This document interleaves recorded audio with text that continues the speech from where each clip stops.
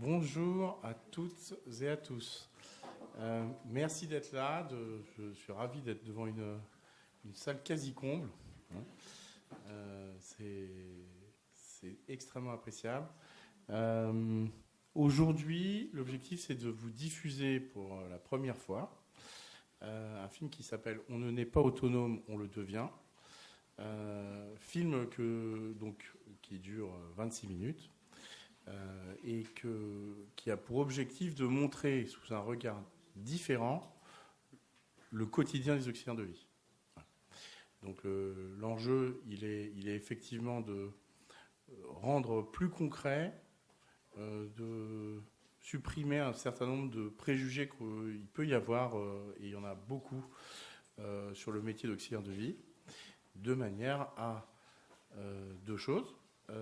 Un, évidemment, générer beaucoup plus de vocation pour ce secteur qui aujourd'hui connaît une vraie tension en termes de recrutement, et également donner de nouvelles lettres de noblesse au métier d'auxiliaire de vie pour que les professionnels qui exercent aujourd'hui soient extrêmement fiers du métier qu'elles exercent, qu'elles et ils exercent justement, pour justement qu'on soit un métier comme les autres. Donc je vous retrouve dans 27 minutes et je vous laisse regarder ce film.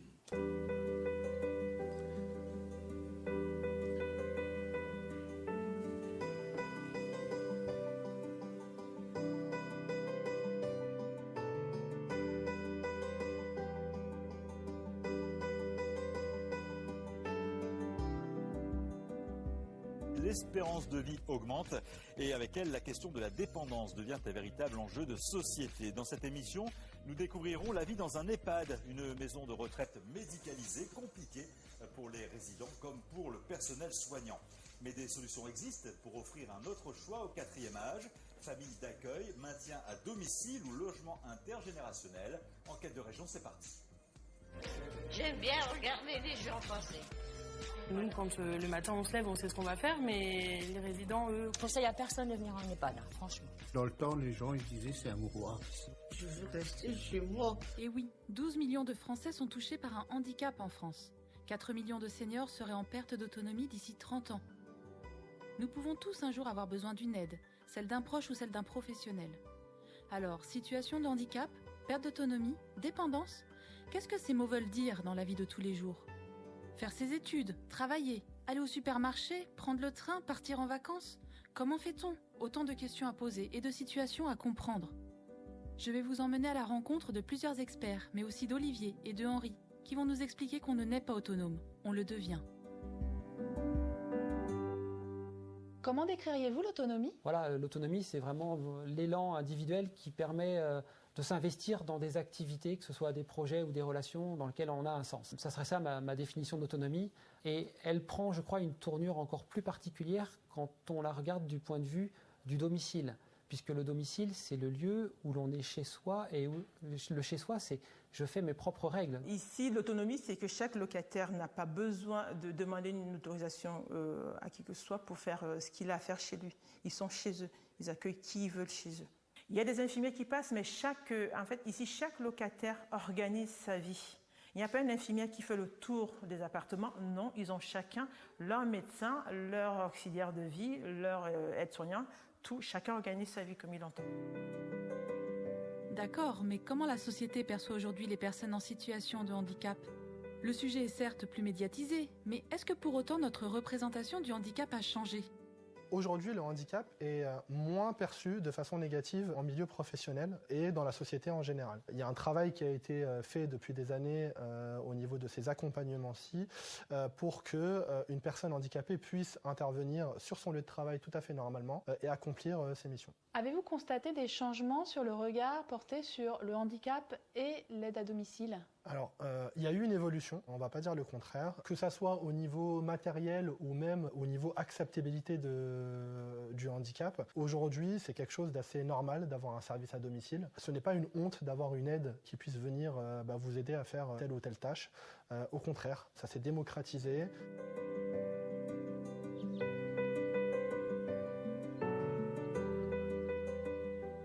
Et qu'est-ce qui vous dérange dans le terme dépendance ?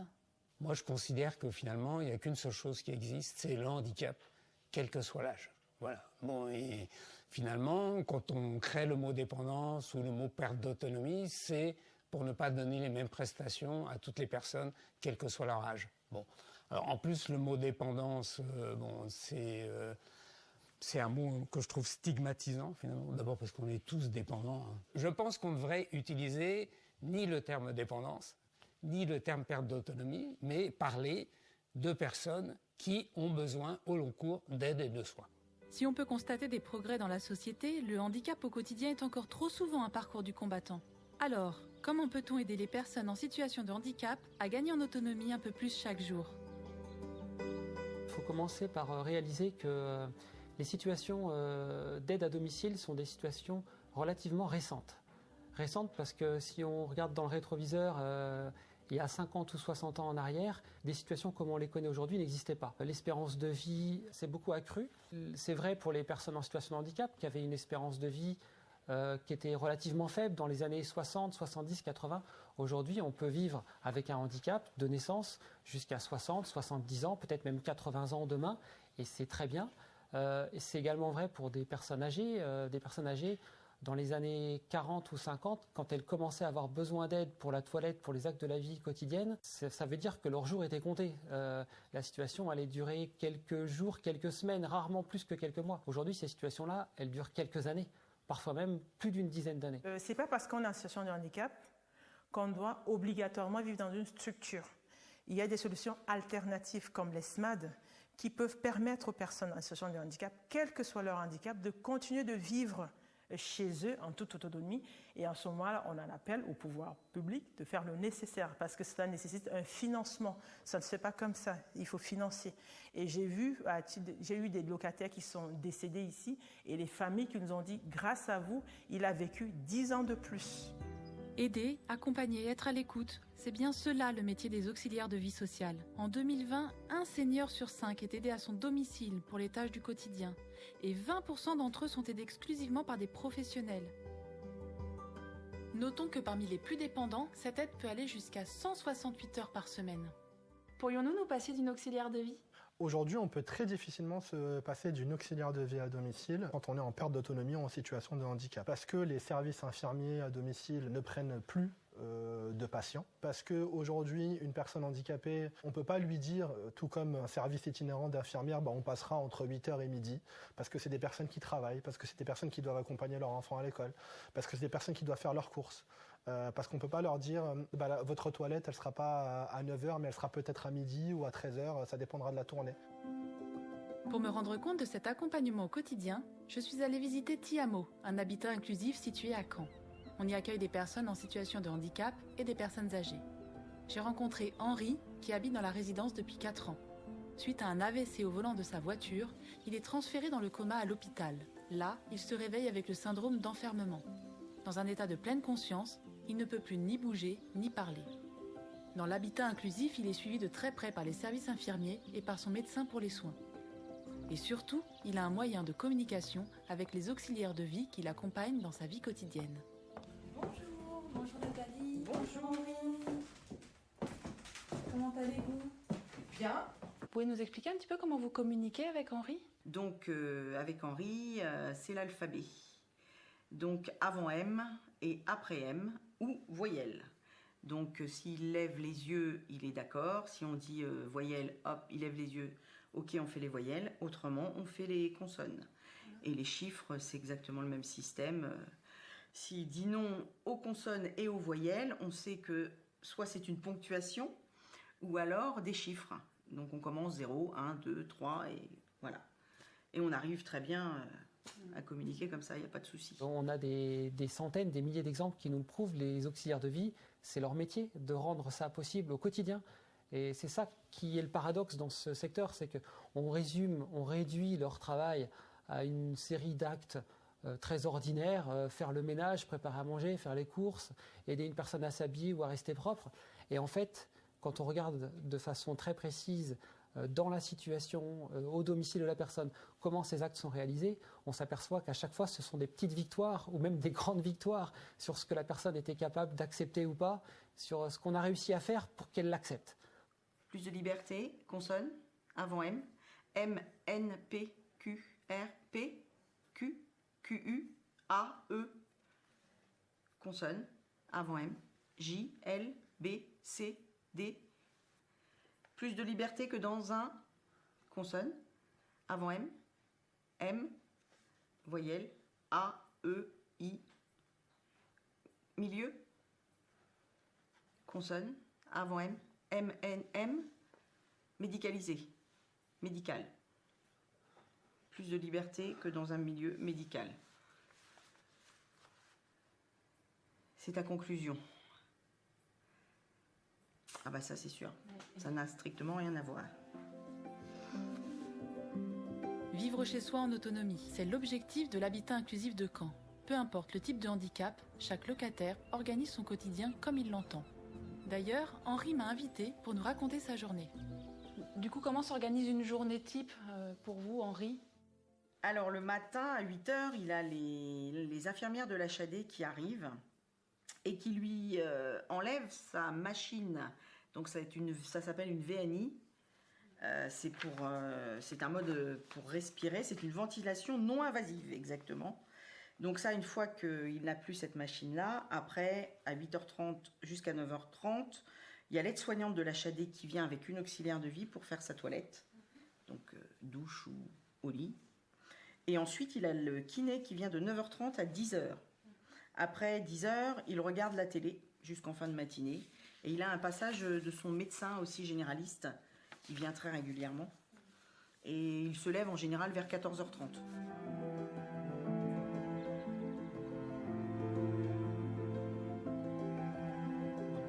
Comment un intervenant se coordonne avec les soignants pour suivre une pathologie ? Alors, ce qu'il faut comprendre dans un premier temps, c'est que c'est une offre globale. Au niveau de la pathologie, donc il y a un suivi qui est médical, infirmier, etc., qui est géré par les équipes soignantes. Et ensuite, il y a tout ce qui se passe au domicile. Et au domicile, du coup, là, c'est le rôle du service d'aide à domicile.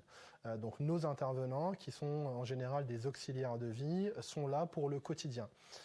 Pour des missions d'aide à la toilette, pour faire des courses, pour préparer les repas, pour avoir une aide ménagère, par exemple. Et cette coordination se fait pour que le suivi et le projet de vie du bénéficiaire soient respectés. L'habitat inclusif, c'est un concept qu'on commence à connaître. Mais pourquoi ce format séduit-il autant ? Et quels bénéfices pour les résidents par rapport à d'autres établissements tels que les EHPAD ? Vous avez évoqué l'habitat inclusif, qu'est-ce que c'est ? Quand vous êtes étudiant, pourquoi vous allez dans une colocation ? C'est parce que vous n'avez pas les moyens de vous payer un 120 mètres carrés pour habiter au milieu du 7e arrondissement. Si vous l'avez, vous n'allez pas en colocation. Bon, donc, moi, mon idée, c'était ça. C'était, après avoir été convaincu que c'était possible, et ça, j'en suis infiniment persuadé, même si on a une maladie d'Alzheimer, même à un stade avancé, on peut rester chez soi jusqu'au bout, sauf si on est malade ou on a besoin de l'hôpital, mais comme tout le monde, voilà.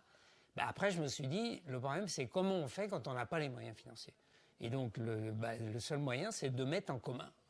Et un habitat accompagné et partagé, c'est ça. On met en commun les locaux, on met en commun les dépenses de la vie quotidienne et on met en commun les frais d'accompagnement 24 heures sur 24. Dans l'habitat inclusif, qu'est-ce que ça vous apporte, Henri, de plus que vous n'auriez pas eu dans une vie quotidienne à l'hôpital, par exemple, ou dans un établissement médicalisé ? Alors, comme il le dit, c'est vrai qu'à l'hôpital, il n'est pas libre. Donc là, il se lève quand il veut. Il regarde la télé. À l'hôpital, il a une télé qui ne lui appartient pas. Ici, il a tout son système informatique qui est assez impressionnant. Sa télé, il en a une dans sa chambre, il en a une là. Il joue à la belote en ligne. Il fait un jeu qui s'appelle Hearthstone aussi. Donc tout ça à l'hôpital, ce serait complètement différent. L'atout principal de l'habitat inclusif, c'est sa taille ou sa philosophie? 1, c'est sa taille. 2, c'est le fait que ça n'est pas une institution. 3, qu'il n'est pas soumis aux normes qui viennent d'en haut. Parce que quand même, la puissance et le coût de la norme qui vient d'en haut, c'est un très gros problème. Moi, c'est une vraie réflexion, ça, de fond sur la qualité au travail. Moi, je pense que la qualité au travail, elle naît de la réflexion de ceux qui travaillent. Après, ils peuvent être aidés par des consultants qui les aident à formaliser. Mais qu'en tout cas, c'est comme ça que ça fonctionne.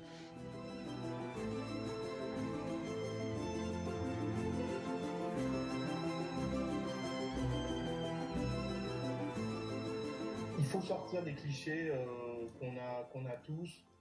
Les personnes qu'on accompagne, c'est pas du tout uniquement soit des personnes âgées, soit des personnes qui sont en fauteuil roulant. On a une diversité d'interventions qui est bien plus importante. On a un éventail de situations à accompagner parce que, en fait, c'est la vie. Il y a des enfants qui naissent avec une situation de handicap acquise. On a effectivement des personnes qui vont se retrouver très temporairement immobilisés parce qu'ils sont tombés de vélo ou ils sont tombés à ski et qu'ils se sont fracturés le poignet ou la cheville. On a effectivement des situations beaucoup plus graves d'accidents de la vie qui conduisent à un handicap définitif, en effet, et également la situation de vieillissement qui peut prendre des formes multiples en termes d'impact, en termes de perte d'autonomie. Ces situations sont extrêmement diverses parce que la vie de chacune de ces personnes est complètement distincte. On imagine bien que la préoccupation d'un enfant, c'est d'aller à l'école. La préoccupation d'un adulte qui est en âge de travailler, c'est aussi d'avoir une vie professionnelle, une carrière professionnelle. Et que dans ces contextes-là, il faut qu'on soit en mesure, nous, structure d'aide à domicile, de pouvoir accompagner correctement les gens avec des personnes formées. Mais encore une fois, la vie d'une personne se résume pas à son temps de scolarisation ou son temps de travail. Il y a tout le reste qui va avec. Partir en vacances, faire du sport, avoir des activités communes, avoir une vie sociale. Et pour cela aussi, il y a besoin de cet accompagnement-là. Tout ne peut pas reposer que sur les aidants naturels. C'est pour ça qu'il nous faut effectivement des professionnels formés et diplômés qui vont être en capacité de s'adapter à ces situations-là. Au-delà de cette adaptation, qui est évidemment une des qualités qu'on recherche en premier lieu chez Auxerre de Vie, il y a évidemment la capacité à coordonner l'ensemble de ces activités. L'aide, le soin et tout le reste en fait, toute la vie sociale, toutes les activités qu'il peut y avoir dans un parcours fluide pour la personne. Parce que la vie, c'est fluide. En fait, cet enjeu de fluidité, de prise en charge, il ne vise qu'à un seul objectif. C'est celui de rendre la vie de nos bénéficiaires la plus fluide possible, la plus souple, la plus sécurisée, la plus sécurisante aussi, et derrière, viser à obtenir une vie ordinaire la plus autonome possible. C'est ça qui résume notre intervention, c'est accompagner cette autonomie, accompagner ces personnes dans une vie ordinaire inclus dans la société. On intervient auprès de personnes qui ont une vie professionnelle et on intervient sur leur lieu de travail. On peut intervenir auprès de personnes qui sont malvoyantes et donc là c'est surtout sur de la prise de notes, sur du travail de secrétariat ou sinon on peut intervenir sur des trajets. On va chercher la personne à son domicile, on l'accompagne sur son lieu de travail, on l'aide à faire le transfert et une fois qu'elle est installée sur son bureau, on la laisse faire sa mission. Comment le retour sur le lieu de travail est-il perçu par les collègues? Le ressenti est assez positif aujourd'hui, car on travaille énormément sur l'inclusion des personnes handicapées en milieu professionnel et le fait d'avoir ces personnes comme tout le monde qui puissent aller travailler, accomplir des tâches et leurs missions avec l'aide ou non d'un intervenant est très bien perçu par les collègues. Les professionnels sont aussi là pour alléger la famille. Aider au quotidien un conjoint ou un parent, parfois 7 jours sur 7 et 24 heures sur 24, peut devenir terriblement épuisant quand ça s'accumule sur des mois, voire des années. Des services innovants permettent de venir remplacer temporairement les proches aidants par un intervenant extérieur qui prend le relais quelques jours. Cela permet aux proches de souffler, de se reposer ou faire des démarches qui leur demandent de s'absenter. Est-ce que les proches sont les plus à même d'accompagner une personne en situation de perte d'autonomie ?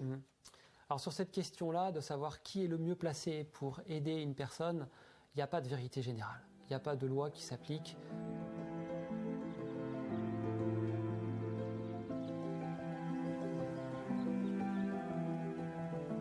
Aviez-vous des appréhensions, Olivier, à intégrer un logement au SMAD ?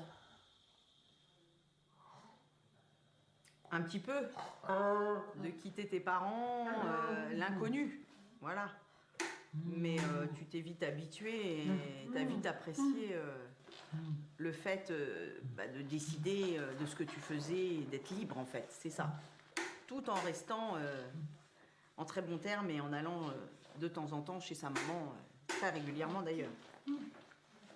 Toutes les situations sont singulières, spécifiques, particulières et doivent donc se regarder au regard de leurs propres caractéristiques, surtout au regard de ce que la personne aidée, elle attend, ce qu'elle a comme besoin, et puis dans son entourage, les proches aidants, qu'est-ce qu'eux sont prêts à faire ou à ne pas faire. Les familles en majorité sont satisfaits du service que leur apporte le SMAD. Les locataires ici sont parfois vieillissants. Donc pour eux, c'était une alternative de se dire aujourd'hui, mon fils qui est vieillissant, il aura, après moi, il y aura une continuité. Il pourra rester chez lui jusqu'à la fin de sa vie. Donc c'est d'où la satisfaction des familles. Et le fait de pouvoir leur rendre visite aussi, ils peuvent dormir là, ils viennent, ils mangent ensemble, ils font plein de choses ensemble. Il y a des petits moments, des petites victoires au quotidien dans le métier des auxiliaires de vie dont on n'entend jamais parler puisque ça reste au domicile. Ce ne sont pas des choses qui sont publiées, qui sont racontées. Donc si on veut faire changer les choses, je pense qu'il faut qu'on se mette à en parler. Eh oui, c'est vrai. Merci de me le rappeler. Le Mont-Saint-Michel, c'est nous qui l'avons fait. Le thème, c'était ça. Il a fait un concours de peinture sur Mondeville, à côté. Et donc, c'était le patrimoine. Et on avait choisi le Mont-Saint-Michel. Et il a eu un prix. Merveilleux. Par contre, les auxiliaires de vie du SMAD peuvent répondre à toute demande en fonction du handicap, quel qu'il soit. Elles sont en capacité d'apporter des réponses aux questions, aux demandes de tous les locataires. Ouais, parce que le fait de travailler avec eux régulièrement, et puis des formations qui peuvent être mises en place, des réunions aussi de sensibilisation sur les différentes pathologies qu'on peut avoir, les amènent aussi à être à l'aise sur tous les publics accueillis ici. Mais comment arriver à une société inclusive ? Tout le monde est concerné. Autant les personnes en situation de handicap qui souhaitent avoir un emploi, partir en vacances, suivre des études, tout simplement vivre normalement, que les personnes âgées qui sont plus sévèrement touchées par l'isolement et le repli sur soi. Aujourd'hui, l'acceptation au niveau du handicap doit se faire à tous les niveaux, aussi bien au niveau de la société qu'au niveau des dirigeants, des entreprises, d'une personne lambda. Il faut accepter il faut accepter la différence de l'autre. C'est pas parce qu'on est avec un handicap ou parce qu'on devient handicapé qu'on est forcément moins bien qu'une personne valide. Si on doit reprendre l'exemple du côté professionnel, on recrute quelqu'un par rapport à ses compétences et non pas par rapport à son physique ou à son type de handicap. Donc le fait de faire accepter cela à la société pourrait nous faire gagner déjà de nombreuses années, je pense, dans l'évolution dans le champ du handicap. Comment allez-vous vous adapter au nombre grandissant de demandes ? Alors malheureusement aujourd'hui, avec le vieillissement de la société et le nombre de personnes handicapées qui est en croissance, j'ai bien peur qu'on manque de personnel d'ici peu de temps si on n'arrive pas à fidéliser nos auxiliaires de vie, parce que le métier aujourd'hui n'est pas attractif. Je crois que pour faire changer les choses, il faudrait transformer les représentations et arrêter de considérer que parce qu'on a besoin d'aide, c'est la vie qui s'arrête, c'est un naufrage. Souvent on a associé la vieillesse au naufrage. Pareil pour le handicap, on l'associe vraiment à quelque chose qui est terrible. En fait, on peut tout à fait vivre et bien vivre en ayant besoin d'aide, avec des personnes des auxiliaires de vie notamment, avec ses proches aidants parfois, qui vont apporter des réponses aux besoins qu'on a. D'un point de vue architectural, le bâtiment a été pensé pour accueillir les personnes en situation de handicap. Et aujourd'hui, c'est en ça que vous voyez à l'entrée, on a une salle qu'on appelle atrium, salle dans laquelle les locataires peuvent se retrouver quand ils le souhaitent, regarder un match de foot, partager un goûter. Et au-dessus, comme c'est un habitat inclusif, on a au-dessus des locataires valides aussi qui, eux, sont parfois conviés aux événements organisés par les locataires.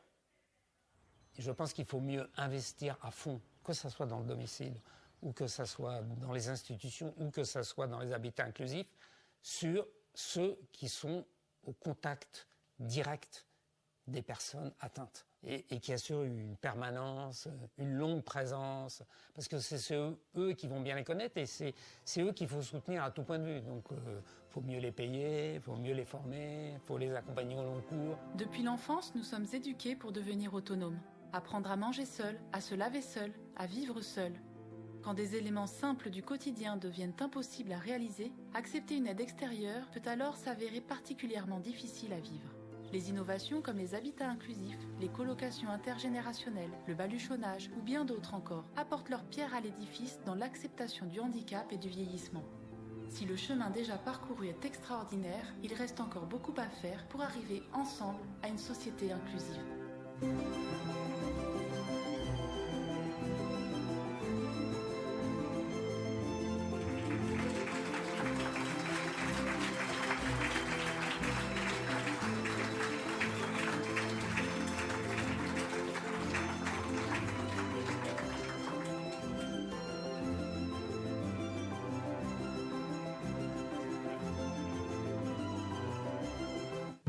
Je vais vous demander d'applaudir Franck Guichet qui va venir témoigner.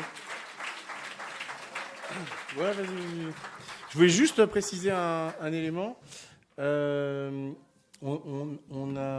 film a été réalisé pendant le confinement, entre 2020 et 2021. On a un peu attendu avant de le diffuser parce que, alors bon, déjà on voyait que du coup, il reste parfaitement d'actualité quand on parle de coordination entre l'aide et le soin. De toute façon, il y a 2 ans ou dans 2 ans, on y sera peut-être un peu plus loin, mais ça avance très lentement. Le deuxième élément, c'est effectivement de souligner le travail qui a été produit et l'engagement que ça a pu demander en plein confinement. D'aller tourner, alors en l'occurrence à Caen ou ailleurs. Et donc évidemment on remercie l'ensemble des il y en a certains qui sont dans la salle, des participants, et tout particulièrement donc du coup Alexandre Faure qui a écrit le scénario, et Louis-Paul Ordonneau qui a réalisé ce film. Évidemment tous les participants, donc Sofiane Médienne, Franck Guichet, à qui je vais céder la parole pour un petit commentaire, et ensuite on vous laissera poser des questions si vous le souhaitez.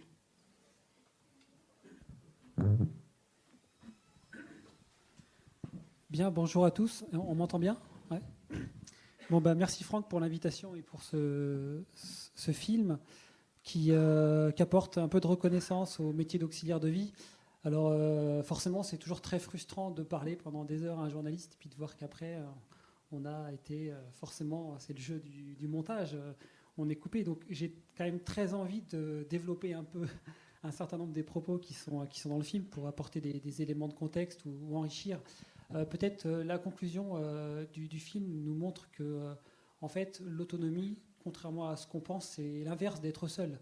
C'est pas décider seul, c'est pas faire seul. L'autonomie, c'est forcément faire avec les autres, et souvent parce qu'on a besoin des autres pour pouvoir décider, choisir, prendre des décisions. Et vous savez, il y a une définition très philosophique de l'autonomie qui est le pouvoir de la volonté. Ça, c'est Kant. Et en fait, en sociologie, on s'aperçoit que pour pouvoir être autonome, en fait, il faut un ensemble de conditions. Il faut aménager tout un tas d'acteurs, d'actions pour réussir à rendre un individu capable de prendre une décision. Donc c'est tout ce travail d'organisation en fait, dans lequel les auxiliaires de vie sont au cœur pour des personnes qui sont en perte d'autonomie, qui sont handicapées. Tout ce travail qu'il faut réussir, toutes ces conditions qu'il faut aménager pour réussir à rendre une personne autonome. Je trouve que le film, de ce point de vue-là, c'est réussi parce qu'il le montre bien, tout ce travail nécessaire à l'autonomie. Alors, il y a plusieurs questions qui sont abordées dans le film, qui sont des questions très politiques. Tu as parlé de la coordination entre l'aide et le soin, et puis il y a forcément le service, la réforme des services d'autonomie dont on pourra parler. Moi, j'avais envie de revenir sur un point important qu'on entend à plusieurs reprises, celui de la temporalité. L'idée que ce sont des soins au long cours, des soins de longue durée, et que finalement notre système en France, il n'est pas du tout fait, notre système de santé, il n'est pas fait pour accompagner dans la durée des personnes qui vont avoir besoin pendant plusieurs années d'aide, de soins au quotidien. On a un système de santé qui est très performant sur les états aigus, les états critiques, mais qui n'est pas du tout fait, qui n'a pas été conçu pour produire cet accompagnement qui va être dans la durée. Et ça renvoie à un vieux débat qui est un peu abordé dans le film, mais qu'on a dans le secteur de l'aide à domicile depuis longtemps. C'est la notion de prendre soin. Vous savez, le soin, c'est quand même une notion très médicale en France. C'est des actes de soins, c'est technique. Alors que les pays anglophones, ils utilisent la notion de care, le prendre soin, qui retraduit bien toute la dimension relationnelle qui est nécessaire dans ce travail d'accompagnement et qui en France c'est très mal considéré, très mal reconnu. Et c'est ça qu'on n'arrive pas encore à faire aujourd'hui, malgré tous les efforts qui sont faits par les fédérations, les structures, pour essayer de faire pousser cette reconnaissance du prendre soin, ce care. Et c'est pour ça que peut-être les auxiliaires de vie et tous ces métiers de l'accompagnement ont encore autant de mal à être reconnus, parce que cette notion de prendre soin, dans notre pays, en France, on a beaucoup de mal encore à la faire passer, à la rendre saisissable, compréhensible, tangible. Donc je pense qu'à notre niveau, là, on a tous une pierre à apporter. Ça renvoie aussi, pour un certain nombre de points, à tout le jeu des catégorisations. Je crois que le docteur Alain Smag en parle en disant que la notion de dépendance ou de perte d'autonomie, c'est uniquement des mots qu'on a mis pour ne pas parler de handicap et rendre accessibles les mêmes prestations à toutes les personnes. En France, on est très fort pour mettre les gens dans des catégories. Et je crois que c'est toi, Franck, qui en parle à un moment où tu dis finalement les services à domicile, eux, ils accompagnent tout type de situation, dans toute leur diversité, que ce soit celle d'un enfant, celle d'un adulte qui va travailler, celle d'une personne âgée, un besoin ponctuel, un besoin continu. Les services d'aide à domicile sont sollicités pour intervenir dans une grande diversité de situations. Donc vous, forcément, dans votre activité, vous traversez toutes ces catégories qui, elles, sont des catégories administratives au sens où on a accès à des aides en fonction de son âge. Si on a moins de 60 ans, si on a plus de 60 ans, ça va tout changer. Donc on voit bien qu'on a un jeu de catégories en France qui est parfois protecteur pour les personnes, mais c'est parfois qui les enferme aussi, et pour lesquels les services à domicile, eux, doivent, dans leur quotidien, réussir à jongler et souvent s'arranger. Et quand je dis arranger, je suis encore en dessous de la réalité, parce que le quotidien d'un service d'aide à domicile et du travail des auxiliaires de vie, c'est vraiment d'arriver à bricoler, de faire des passages entre ces catégories, d'arriver à en sortir pour mieux réussir à aider les personnes. Donc ça, je trouve que c'est un peu abordé, ça mériterait d'être souligné. Et puis peut-être après, pour ouvrir la discussion, je trouve qu'il y a une dimension qui est latente dans tout le film, qui est la dimension politique. Et c'est impossible de ne pas en parler. Ça fait des années qu'on se bat. Quand je dis on, je prends ma part dans ce on, pour faire reconnaître ces métiers. Donc le film, comme je l'indiquais, y contribue. Mais on a encore malheureusement des politiques publiques qui sont très insuffisantes par rapport à l'ampleur des enjeux qu'il faut prendre en compte. Il y a plusieurs points dans le film qui abordent cette dimension politique. La question des aidants en est un bon vecteur. L'accompagnement à domicile, bien souvent on dit ça reste possible tant qu'il y a des familles, tant qu'il y a des aidants qui vont être là, parce que les auxiliaires de vie, les professionnels, c'est forcément limité, ou alors forcément ça va coûter trop cher. Et c'est vrai dans un certain nombre de situations, mais le scandale, c'est quand même qu'on ne permette pas à des gens de pouvoir continuer à vivre chez eux en étant accompagnés sans devoir nécessairement solliciter quelqu'un de leur famille. Donc les aidants, en fait, ils sont contraints de devoir aider si ils veulent aider une personne à réaliser son projet de rester chez elle. Et tant qu'on n'a pas une politique publique qui dit on rend accessible massivement les services à domicile, l'accompagnement pour toutes les personnes qui en ont besoin, sans que ça implique nécessairement d'avoir recours à ses propres aidants, à ses propres proches, à sa famille, ça veut dire qu'on a un discours qui est démagogique, qui joue sur les deux tableaux. D'un côté, on a la Journée nationale des aidants, et une fois par an, on reconnaît les aidants, ils sont formidables. On leur apporte un peu de reconnaissance, et de l'autre côté, on donne 2 copecs et 3 radis à un service à domicile qui n'a pas les moyens de fonctionner. Donc ça, je pense qu'il faudrait quand même qu'on arrive à collectivement dépasser cette ambivalence. On a des politiques publiques qui ne sont pas à la hauteur des enjeux.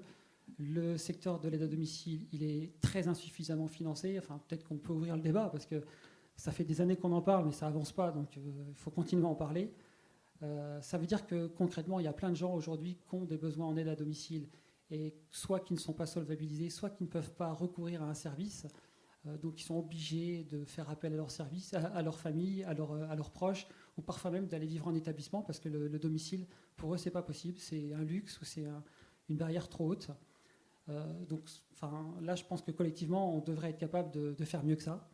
Et peut-être pour la dernière pierre sur cette question politique, c'est ce qui est dit rapidement à la fin. Tu as raison de préciser le contexte. C'était il y a 2 ans que les images ont été tournées. Il y a 2 ans, on disait « Oh là là, on a des tensions sur le recrutement ». Aujourd'hui, c'est plus des tensions qu'on a sur le recrutement. C'est un gros problème. Donc ça veut dire qu'il y a des personnes qui ont des plans d'aide, qui sollicitent des services d'aide. On n'arrive pas à réaliser toutes les heures dont elles ont besoin pour juste pouvoir vivre chez elles et avoir des réponses pour les actes de leur vie quotidienne. Donc là, je pense que collectivement, là, ça y est, on est au bord du précipice. Si on n'agit pas maintenant, on va au-devant d'une grave catastrophe. En tout cas, de dégâts collatéraux, comme on le dit gentiment, où les personnes les plus vulnérables vont en payer le prix. Donc voilà, je ne sais pas, j'ai pas la solution moi. Moi, en sociologue, je pense que l'action collective et le rapport de force, il est toujours payant. Ça vaudrait peut-être le coup d'arriver à dépasser les querelles de chapelle et de mettre ensemble toutes les fédérations, tous les acteurs qui veulent faire avancer les choses pour faire front commun. Mais là, il est nécessaire aujourd'hui d'avoir un changement beaucoup plus significatif que toutes les petites améliorations qu'on a eues au cours des dernières années. Alors, je ne sais pas s'il y a un débat qui est prévu avec la salle.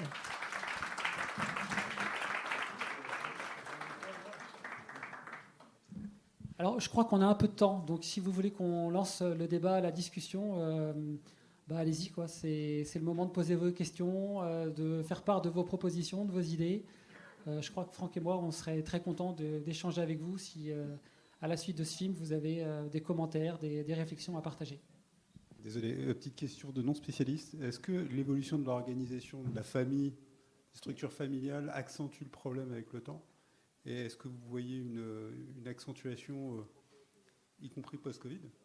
Est-ce qu'il y a un impact de la manière dont on vit sur l'évolution des besoins d'accompagnement qui contribue à tendre encore plus la situation, c'est-à-dire le besoin ? Il est certain que plus la personne est accompagnée par ailleurs, mais c'est ce que disait Franck, plus on fait reposer une partie de l'accompagnement sur des aidants naturels. Et plus du coup ça génère une forme d'économie pour l'État qui ne prend pas en charge cette partie-là. Après, effectivement, aujourd'hui, l'évolution en termes de perception des choses par les personnes elles-mêmes consiste principalement à demander à être plus autonome et plus en capacité de pouvoir s'autogérer avec effectivement des services d'aide à domicile. C'est ça qu'on constate. En revanche, en effet, quand on a aujourd'hui au niveau national, il y a à peu près 20% des interventions qui ne peuvent pas être réalisées faute de personnel, effectivement, ça pose de gros problèmes. Et ça revient à prioriser les interventions pour les personnes les plus fragiles, ce qui évidemment est générateur de problématiques d'image et de qualité de service. Ouais, peut-être pour compléter la réponse de Franck, l'évolution de la structure familiale, elle est complexe parce que d'un côté, ce qu'on constate dans les études statistiques, c'est qu'on a effectivement un éloignement des enfants qui fait que la cellule familiale, elle est plus comme elle était il y a 50 ans, où on avait les enfants qui habitaient soit dans la même maison, soit immédiatement à côté de leurs propres parents, et donc qui pouvaient très facilement venir les aider. Et je l'évoque, ça ne durait pas longtemps, ces situations-là. Donc ce qu'un aidant avait à vivre quelques semaines ou quelques mois, maintenant c'est quelques années, et ça change tout en fait. Mais en fait, ce qu'on constate aussi dans les études qu'on mène, c'est que les aidants, ils lâchent pas en fait. Ils sont toujours là. Même quand ils sont à distance, ils continuent à avoir un rôle en matière de coordination, de surveillance, ils viennent. Et donc les familles, en fait, elles tiennent. Et d'ailleurs, c'est bien ça le problème, elles vont jusqu'à l'épuisement. Bien souvent, on a des conjoints, on a des enfants qui vont se mettre eux-mêmes en danger parce qu'ils refusent d'abandonner la personne, le proche. Et donc, ils mettent de côté leur santé, ils vont mettre de côté leur vie personnelle, leur vie familiale, pour se sacrifier. C'est clairement ce qu'on voit, des comportements qui sont de cet ordre-là, pour pouvoir accompagner dans les meilleures conditions possibles une personne qui leur est proche. Et donc c'est là où on a... c'est là je parlais de démagogie, sans doute que le terme il est encore trop faible pour caractériser l'attitude qu'ont parfois les politiques publiques, où elles sont parfaitement au courant de ces réalités, mais on laisse justement cette ressource familiale continuer à être utilisée, parce que c'est autant d'économies qu'on fait sur les professionnels qu'il faudrait payer pour venir les remplacer. Concrètement, c'est exactement ça les termes du problème. Je crois qu'il faut que je répète la question. Est-ce que le terme domicile ne devient pas trop restrictif par rapport aux innovations qu'il faudrait apporter dans le secteur d'activité ? Bon, on fait l'inverse. Parlons premier, puis Franck complète. Alors oui, là dans le film, on parle d'habitat partagé, d'habitat inclusif, et puis effectivement, ça vient réinterroger ce qu'on a conçu comme l'accompagnement à domicile, où c'est une personne qui vit chez elle, avec ou sans proche qui cohabite avec elle, et qui reçoit les aides d'intervenants extérieurs qui viennent de la part d'auxiliaires de vie d'un service prestataire ou d'autres personnes. Le domicile a quelque chose de fort qui est, parce que je suis chez moi, je décide de ce que je veux. Donc il y a cette notion du chez-soi qui est très fortement ancrée dans le domicile. Et en même temps, on le voit qu'elle est tout à fait transférable dans l'habitat partagé, où l'habitat partagé, donc ce que disait le docteur Alain Smack dans le film, des personnes qui décident de vivre ensemble dans un même logement ou dans des logements regroupés, proches, peuvent continuer à avoir ce sentiment d'être chez elles, parce qu'elles continuent à décider, à exercer leurs préférences, leurs choix, leurs goûts. Donc oui, peut-être que la notion de domicile, aujourd'hui, il faut l'élargir, et c'est déjà le cas quand on a des auxiliaires de vie qui interviennent dans ces habitats partagés. Finalement, elles vont d'une chambre à l'autre, elles vont à la fois faire de l'accompagnement individuel pour une personne qui vit dans cet habitat partagé et une dimension plus collective pour les activités de la vie sociale. Donc en fait, le terrain a toujours un cran d'avance sur ce qu'on théorise ou ce qu'on conceptualise. Et en réalité, aujourd'hui, les auxiliaires de vie sont déjà sortis du domicile, soit pour accompagner des habitats partagés, soit pour accompagner les personnes, pas que à leur domicile, mais également, on en parle dans le film, sur leur lieu de travail, dans leur lieu d'activité. Donc si on accompagne ce que font les auxiliaires de vie, on voit qu'elles ont déjà complètement débordé cette notion du domicile. Donc pourquoi pas aller à leur suite et formaliser quelque chose de plus large qu'un accompagnement stricto sensu à domicile. Quand on parle de virage domiciliaire, on parle même d'EHPAD. C'est-à-dire que avoir une chambre dans un EHPAD où, par exemple, on peut choisir ses meubles, on peut venir avec son chien ou avec son épouse, par exemple aussi, après le chien. Non mais rigolez, mais c'est plus facile de venir avec son chien qu'avec son épouse. En fait, la notion, enfin, pour moi, la problématique, c'est pas forcément le bâti, c'est la manière dont on organise le service autour du bâti. Donc, on a d'ailleurs beaucoup de domiciles qui sont absolument inaccessibles et qui ne permettent pas une vie autonome. Parce que c'est des vieux appartements haussmanniens sur Paris, ou parce que ce sont de vieilles bicoques à la campagne, où du coup rien n'est prévu, par exemple pour un fauteuil, ou même en termes de problématiques liées à du handicap psychique. Donc la problématique, il y a effectivement une problématique d'accessibilité du bâti, mais ça pour moi, ça relève déjà du service qu'il peut y avoir en fait autour du bâti. À partir du moment où, au-delà des normes qu'il peut y avoir d'un point de vue purement immobilier, c'est effectivement le projet qui est porté par alors, soit le promoteur immobilier, ou en tout cas soit le promoteur du projet d'habitat inclusif, voire même le propriétaire de l'EHPAD, qui se retraduit en choses concrètes qui vont faire que quand vous êtes dans un EHPAD par exemple, où vous avez personne qui est compétent pour utiliser un élève malade après 17h, vous êtes obligé de vous coucher à 17h. Voilà. Ça, c'est juste inacceptable. Voilà. Et donc, effectivement, la partie virage domiciliaire, elle concerne l'ensemble des entités. Et c'est pour ça que, du coup, elle doit reposer sur des services d'aide à domicile plus qui soient effectivement pivots dans l'organisation du service. Et c'est ce qu'on a toujours poussé, et c'est ce qu'on veut aussi montrer justement dans ce film, c'est de dire, au-delà des clichés qui disent une auxiliaire de vie, en gros, elle fait une tournée de 8 toilettes le matin, et puis ensuite un déjeuner, et puis après elle rentre chez elle à 19h complètement crevée. En fait, il y a d'autres solutions qui permettent justement de créer de l'attractivité dans l'emploi, de rendre également des services réels. Voilà, de ne pas tout faire reposer, par exemple, uniquement d'ailleurs sur la solidarité publique aussi. Voilà. Et le tout, c'est d'arriver à organiser les choses, à proposer des services qui vont, répondre à un besoin, permettre aux gens de vivre de la manière la plus normale possible. Je vous propose de conclure. Du coup, il est où Jean-Paul?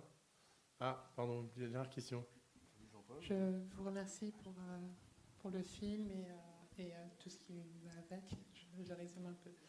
J'ai une question quand même concernant l'autonomie. J'ai une résidence autonomie de ma connaissance, simplement. Et il y a une situation qui me questionne et dont je voudrais vous faire part. Simplement, alors, dans cette résidence, il y a un résident qui était infirmier précédemment, enfin quand il exerçait encore.